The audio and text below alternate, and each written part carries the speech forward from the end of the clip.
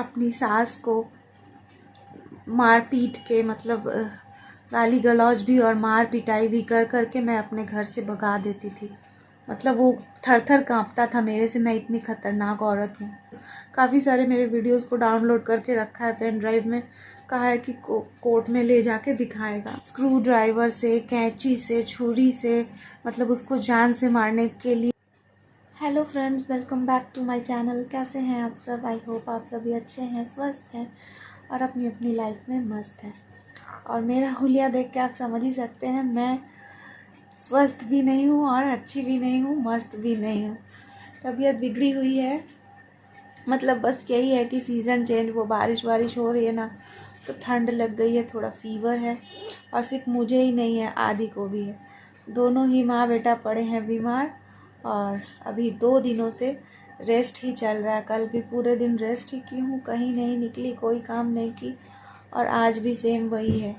तो कल भी व्लॉग नहीं डाले थे, सोचे चलो आज थोड़ा सा शूट करते हैं कुछ। टैबलेट वैबलेट खा रही हूँ, दवा कम रहा है बुखार, मतलब ऐसा हो रहा है जैसे अभी बुखार नहीं है। तो दवा खा रहे हैं ना, तो बुखार उतर रहा है, फिर टाइम टू टाइम आ रहा है, कुछ घंटों के गैप में। ऐसे ही चल रहा है मेरा भी, आदि का भी। आदि आज स्कूल भी नहीं गया है, उसका भी तबीयत ख़राब है। बस दोनों माँ बेटे पड़े हुए हैं घर पे ही। तो क्या ही व्लॉग बनाएंगे बैठे बैठे, फिर भी सोची चलो छोटा सा ही सही एक व्लॉग बनाते हैं, आप लोगों से बात करते हैं। बारिश हो रही है ना, काफ़ी जगह तो बारिश हो रही है, तो आप लोग भी अपने हेल्थ का ध्यान रखिएगा। मतलब मुझे ना कोर्ट वोट इतना जाना पड़ा ना, तो क्या ही करेंगे, बारिश में भीग ही जा रहे थे, कोर्ट निकलना होता है। और क्योंकि मेरे हाथ में दर्द रहता है, तो छाता भी मैं कैरी नहीं करती हूँ अपने साथ। तो बस मैं भीगी थी, तबीयत ख़राब हुआ है। और आदि का तो खैर क्या ही बोलेंगे, बच्चों का सुनता नहीं है ना, पॉकेट मनी उसको जो भी मिले। कभी आइसक्रीम वाइसक्रीम खा लेता है। सीज़न चेंज हो रहा है, फ्रेंड लोगों के साथ स्कूल से छुट्टी टाइम, और बस हो गया है बीमार, यही है। अब क्या करेंगे, दोनों घर पे हैं, रेस्ट ले रहे हैं। और इसके बाद कुछ ही दिनों में हमें जाना भी है घूमने, जो आप लोगों को बताया था हमने। और पता है अभी तक मैं कोई पैकिंग भी शुरू नहीं की हूँ, काफ़ी सारी चीज़ें ख़रीदनी भी है, वो भी नहीं ख़रीद पाए हैं। अभी तो घर में ही पड़े हैं, कोर्ट कचहरी यही सब में लगे हुए हैं। और आदि से भी आपको मिलवा पड़ा हुआ है, बीमार है। अभी उसका फीवर है नहीं, बुखार उतरा हुआ है, लेकिन मुंह सूखा है इसका, देखिए। हेलो। क्या करेंगे, बस बेड पे पड़े हैं दोनों जने, बैठे बैठे रेस्ट ले रहे हैं, और क्या ही करेंगे। और चलिए बैठे बैठे आप लोगों को ये भी बता ही देते हैं आज, क्योंकि घर पे हैं। वो मैंने कहा था ना कि सम्मान, एक मेरे हस्बैंड ने भेजा है कि डिवोर्स चाह रहा है, तो शॉर्ट में ही बता रही हूँ, है तो बहुत कुछ लिखा हुआ उसमें। तबीयत ठीक नहीं, उतना बकर बकर कर भी नहीं पाऊँगी। तो दरअसल देखिए हुआ ये है, पुराने व्यूअर्स को पता है, नए व्यूअर्स के लिए थोड़ा सा शॉर्ट में बताऊँ कि मैंने मेंटेनेंस का केस डाला था 2016 में। तो 2016 से लेके अभी तक के अंदर, मतलब एक बार वो केस मैं जीत गई, जज ने मेरे ही फेवर में ऑर्डर पास किया। इसके बाद मेरे हस्बैंड ने फिर उस ऑर्डर को चैलेंज किया अपर कोर्ट में। अपर कोर्ट में भी कुछ सालों तक चला केस, वहाँ भी मैं जीत गई, मेरे ही फेवर में जज ने ऑर्डर किया। अब पैसे देने की बारी आई है, तो पैसा ना देकर उसने क्या किया है, ये सब कुछ सियालदा कोर्ट में चल रहा था, जो मेरे घर से बगल में ही है, पड़ता है। तो अब मेरे हस्बैंड ने क्या किया है कि मिदनापुर कोर्ट जो है, मतलब खड़गपुर में है ना मेरा ससुराल, तो मिदनापुर कोर्ट में डिवोर्स का केस डाल दिया है। तो खैर जो भी हो, क्या लिखा था उसने वो बताती हूँ, जिसके वजह से मुझे बहुत गुस्सा भी आया था, सच कहूँ तो दुख भी हुआ था। क्योंकि ना क्या है, अपने जीवन का 10 साल मैंने दिया वहाँ पे, और इसके बाद ये सब कुछ, भले ही उसने झूठे एलिगेशंस लगाए, क्योंकि यही चलता है, अगर वो झूठ नहीं बोलेगा तो फिर वो जीतेगा कैसे। कोई भी जीतना चाहता है ना, तो वो जानबूझ के झूठ बोला होगा। मैं जानती हूँ उसके लॉयर ने ही, मेरे लॉयर ने बताया कि ऐसा ही करते हैं हस्बैंड के जो लॉयर लोग हैं, वो लोग जानबूझ के बढ़ा चढ़ा के सारी चीज़ें लिखी जाती है ताकि केस जीत सके। वो लोग भी तो झूठ का सहारा लेना ही होगा ना, बुरे लोगों को भी, तो वो लोग भी इसीलिए। लेकिन वो सारी झूठी बातें हैं तो सही, पर वो सब पढ़ने के बाद इतना दिल दुखता है ना कि मैंने अपने लाइफ का 10 साल दिया, इतना कुछ किया उन लोगों के लिए, और उसके बाद ऐसी ऐसी बातें सुन के ना, सच कहूँ उतना, मतलब सबसे झगड़ा करो और ये करो, ये सब टाइप की मैं हूँ नहीं एक्चुअली। तो दिल दुखता है, बहुत रोई हूँ, बहुत डिप्रेस्ड हो गई थी। भले ही वो देख के खुश हो रहा होगा, मैं जानती हूँ, क्योंकि उसने मेंशन किया है समन में कि वो देखता है मेरे वीडियोस, काफ़ी सारे मेरे वीडियोस को डाउनलोड करके रखा है पेन ड्राइव में। कहा है कि कोर्ट में ले जाके दिखाएगा, तो दिखाएगा तो दिखाए, मुझे फ़र्क नहीं पड़ता है। मैं तो जो सच है वही बोली हूँ, तो मुझे किसी बात का डर नहीं है। और मतलब उसके बारे में तो उसने क्या कुछ लिखा है पता है? उसने लिखा है कि मैं अपनी सास को मार पीट के, मतलब गाली गलौज भी और मार पिटाई भी कर करके मैं अपने घर से भगा देती थी। कई कई बार मैंने ऐसा किया है, इसीलिए उसने मजबूरी में आके एक रेंट में घर लेके अपनी माँ को वहाँ रखा हुआ है। इस तरह का उसने लिखा है कि मेरा इतना गंदा बिहेवियर था अपनी सास के लिए। और सच कहूँ, मेरे चैनल पे प्लेलिस्ट है glimpse of my life story, उसमें जाके आप देखिएगा। मेरे मिसकैरेज का एक व्लॉग होगा, आपको मिलेगा, मेरी मिसकैरेज की स्टोरी। उसमें मैंने पूरा बताया हुआ है। मैंने उस इंसान की माँ के लिए, मैं अब अपनी मम्मी वगैरह तो नहीं बोलूँगी, नहीं निकलता है इज्जत से शब्द अब उन लोगों के लिए। तो उसकी जो माँ है उसके लिए मैंने कितना कुछ किया है ना, वो उसमें मैंने बताया हुआ है पूरी कहानी। और साथ ही साथ मैं तो ये कहूँगी कि अगर कोई भी खड़गपुर के लोग देखते होंगे ना मेरे व्लॉग, जो लोग भी आस पड़ोस में रहते थे हम लोगों के क्वार्टर के, तो वो लोग सब, ऐसा नहीं है कि मुझे, मतलब मैं कोई झूठ बोली हूँ, हर कोई देखा हुआ है ये सारी चीज़ों को। और अगर मेरे ससुराल के तरफ के कोई भी लोग देखते होंगे ना मेरे ब्लॉग, तो वो लोग खुद, उन लोगों को पता है, मुझे प्रूव करने जाने की ज़रूरत नहीं है कि हाँ मैंने एक बहू होने के नाते मतलब इतना कुछ किया है अपनी सास के लिए कि कोई शायद सगी बेटी भी होती ना तो इतना नहीं करती। मतलब एक आया तक वो लोग नहीं लगाते थे पैसे बचाने के लिए अपनी माँ को, जबकि वो बेड रिडन थी, उनका पाँव टूटा हुआ था। शॉर्ट में बता रही हूँ, बाकी डिटेल वीडियो आप देख लीजिएगा glimpse of my life story में जाके, मेरे मिस कैरेज वाले ब्लॉग में शायद मैंने बताया है, उसमें आपको मिलेगा। मतलब उनका टॉयलेट पॉटी क्या कुछ मैंने नहीं किया है, इतना कुछ उनका सेवा करके उनको मैंने ठीक किया है। उनका पाँव टूट गया था कि, और इसके बाद जब मैं पढ़ रही थी ना एक एक लाइन, वो सब संबंध में लिखा हुआ कि अपनी सास को गाली गलौज करती है, मार पिटाई करती है। मतलब सोच पा रहे हैं आप, मतलब ये लोग भगवान से नहीं डरते हैं। मैं मार पिटाई करूँगी, मैं गाली गलौज, उफ।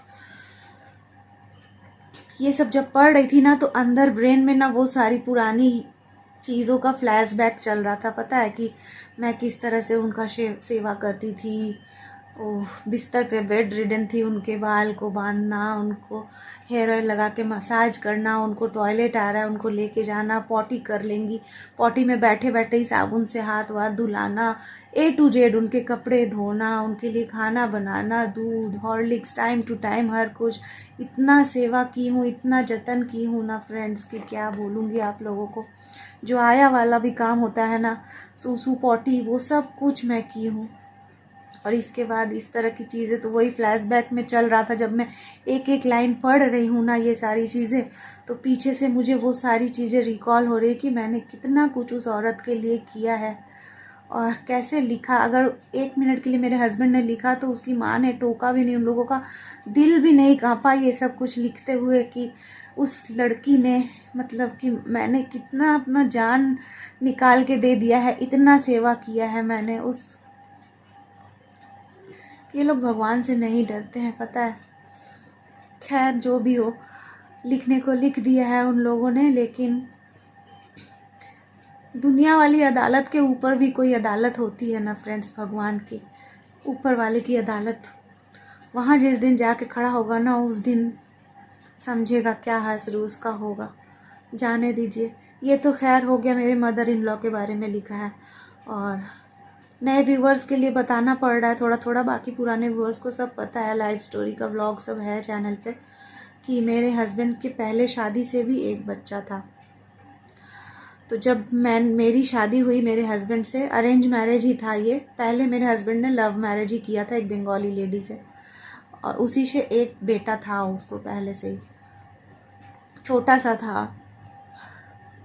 कितना एज होगा उसका, शायद 2.5-3 साल 3.5 साल इसी तरह का कुछ होगा। मुझे उतनी पुरानी बातें ना डेट वेट याद थोड़ा रहता नहीं है। तो ऐसे ही बहुत छोटा सा एक बच्चा, उसको पाल पोस के मैंने बड़ा किया। 10 साल मैं रही हूँ वहाँ। उस बच्चे को मतलब इतना प्यार दिया है मैंने, और इसके बाद कह रहा है कि सौतेली माँ, ये सारी चीज़ें ना। उसने लिखा है कि मैंने उस बच्चे को, क्या लिखा था, स्क्रू ड्राइवर से, कैंची से, छुरी से, मतलब उसको जान से मारने के लिए इस तरह से कर करके कुछ भी उसको डराती थी। और क्या लिखा है, उसको मैं 1 घंटे घंटे भर तक बाथरूम में बंद कर देती थी बच्चे को, और मारती पीटती थी, बहुत टॉर्चर, पता नहीं क्या क्या, इतना कुछ लिख के पूरा एक किताब बना दिया है। मतलब इतनी सारे पेजेस है उसमें, और ये सब कुछ करती थी। पता है, जो लोग भी मेरे पड़ोस में रहते थे, आस पड़ोस में, वो लोग सब जानते हैं कि मैं कितना मतलब अच्छे से उस बच्चे की परवरिश करके उसको बड़ा की हूँ। उसके बाद ये सिला मुझे मिल रहा है, सोचिए।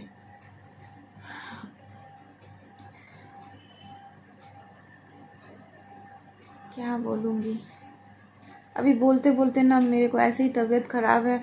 बहुत कुछ लिखा है लेकिन नहीं बोलूँगी, और सोच रही हूँ। चलिए, आप लोगों को जितना बताई उससे आप अंदाज़ा लगाइए कितनी सारी नेगेटिव चीज़ें उसने लिखी, और जो कि मैंने उसमें से कुछ भी एक भी नहीं किया है। तो फिर मुझे कितना तकलीफ़ होगा, बोलिए। कभी भला नहीं होगा ऐसे इंसान का। और यही वजह है ना, इतना हर्ट हुई हूँ, इतना डिप्रेस्ड हुई हूँ। हाँ, मैं खूब रोई हूँ। आप देख रहे हैं कि कितने सारे मेरे व्लॉग्स भी मिस हो गए। तोड़ दिया है उसने, अगर मैं कहूँ। हाँ, उसको पढ़ने के बाद मैं बहुत टूट गई हूँ, बहुत डिप्रेस्ड हूँ। और ये जो कुछ भी अभी बोल रही है, ये सुन के बहुत खुश हो रहा होगा वो, क्योंकि वो मेरे व्लॉग्स भी देखता है। हो लो खुश, और क्या बोलूँगी। हो लो खुश, भगवान करेंगे फैसला, पता है, भगवान।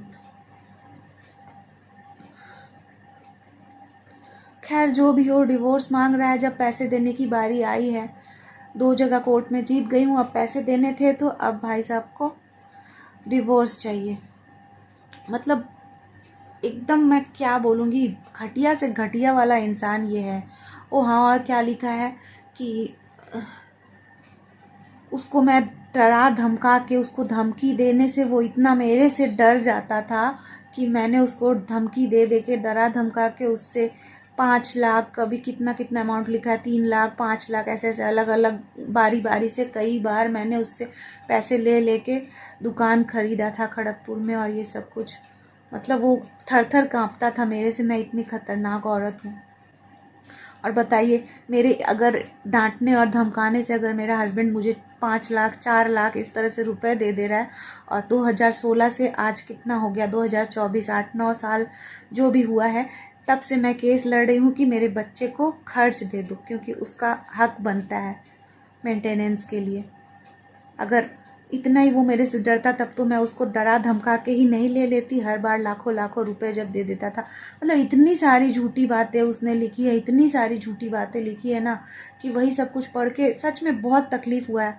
तकलीफ़ ये भी है कि ठीक है, डिवोर्स मांगा है वो, ठीक है, मैं भी तो रहना नहीं चाहती थी, लेकिन हाँ, अब मैं इतनी जल्दी उसको डिवोर्स नहीं दूंगी। उसको सबक सिखाना बहुत ज़रूरी है, मुझे ऐसा लग रहा है। रो लेने के बाद जब मैंने शांत बैठ के डिसाइड किया ना, तब मैंने डिसाइड किया, नहीं, ये इंसान माफ़ी के लायक बिल्कुल भी नहीं है, क्योंकि इतना कुछ इसने जो लिखा है ना, इसके बाद मैं इसको माफ़ नहीं करूँगी। इसको मैं फ़ाइट करूँगी। नहीं होगा अभी डिवोर्स, नहीं दूंगी। हालांकि मैं बहुत बार पहले बोली हूँ कि मैं डिवोर्स दे दूंगी, मुझे ये सारी झंझट, ये परेशानी नहीं चाहिए, लेकिन नहीं, कुछ लोग ऐसे होते हैं ना, उन लोगों को माफ़ी नहीं देनी चाहिए, उनको सबक सिखाना बहुत ज़रूरी है। तो उसको मैं सबक सिखा के ही छोड़ूंगी, नहीं छोड़ूंगी इतनी आसानी से उसको मैं, क्योंकि वो एक बहुत ही घटिया इंसान है। और नहीं है, मैं नहीं समझती कि ऐसा इंसान माफ़ी का हकदार है। पता नहीं कितना सारा चीज़ बोले जा रही हूँ, हाथ दर्द हो रहा है। आदि भी सामने बैठा है, सुन रहा है सब अपने पिता की करतूत। वो तो खुद भी नफरत करता है, क्योंकि वो भी तो छोटा सा ही था जब वहाँ से निकली हूँ, लेकिन फिर भी उसको याद है सब चीज़ें, काफ़ी सारी चीज़ें उसको याद है कि कैसे उसका पापा से मतलब एक डर है उसको अभी भी, लेकिन अब तो खैर बड़ा हो रहा है, अब जानता है कि अब वो कुछ नहीं बिगाड़ सकता है, वरना बचपन में बहुत डरता था वो बच्चा मेरा, और खुश था कि मैं वहाँ से निकल गई। पता है, इतना डरता था अपने फादर से। खैर जो भी हो फ्रेंड्स, बस इसीलिए ना अब थोड़ा कोर्ट कचहरी के चक्कर लगा रही हूँ।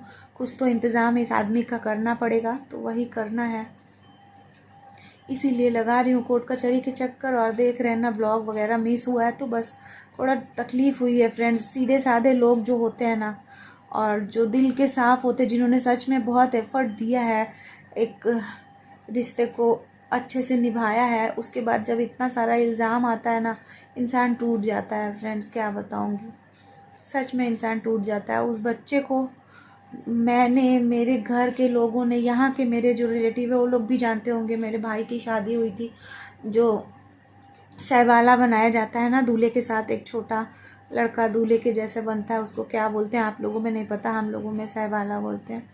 तो उसको मैंने बनाया था, और उसको यहाँ आके इतना अच्छा लगता था ना, मतलब मानिक तल्ला मेरे माँ के घर आके, कि जब भी आता था ना छुट्टियों में या कुछ भी, मेरे साथ जाना नहीं चाहता था, रोता था कि मुझे नानी के घर ही रहना है, नानी के घर से नहीं जाना है। इतना बिना प्यार मिले ही वो ऐसे करता था। बोलिए, कभी भला नहीं होगा इस इंसान का। पता है, ये जो कुछ भी कर रहा है ना, कर ले, कभी इसका अच्छा नहीं होगा ज़िंदगी में। ये जो रोई हूँ ना इतना, वो तो वीडियो में आपने देखा ही कहाँ है, कितना रोई हूँ। ये सारे आंसू कैसे ही व्यर्थ जाने देंगे भगवान, कभी नहीं।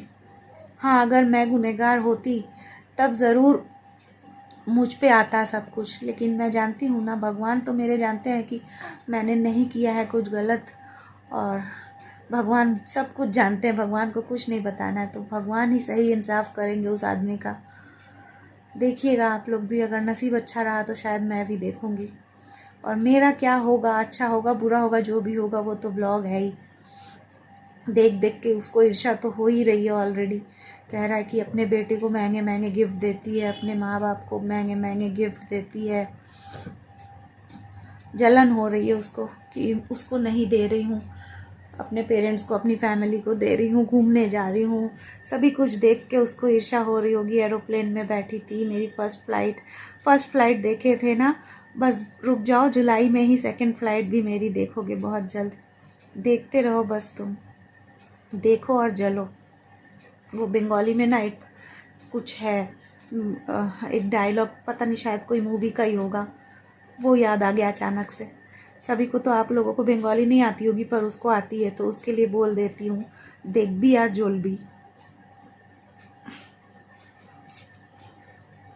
देखो और जलते रहो, इसका मतलब ये है।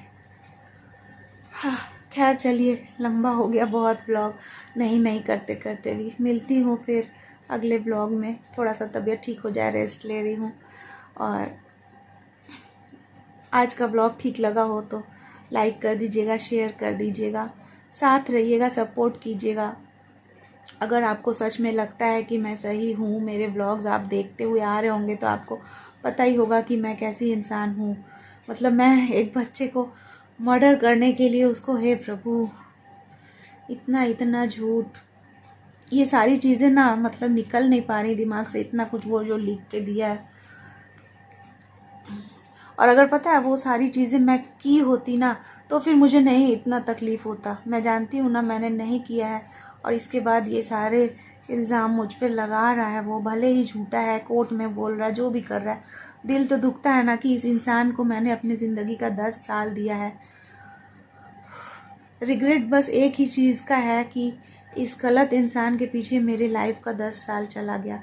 मुझे ये स्टेप शायद बहुत पहले ले लेना चाहिए था, मगर मैं इसको हर बार माफ़ करती गई कि शायद सुधर जाएगा। यही गलती हो गई, बस इसी बात का अफसोस है मुझे कि मेरी ज़िंदगी का ये कीमती 10 साल वेस्ट हो गया इस घटिया इंसान के पीछे। चलिए फ्रेंड्स, कल मिलूँगी, आज यहीं तक, बाय बाय, राधे राधे।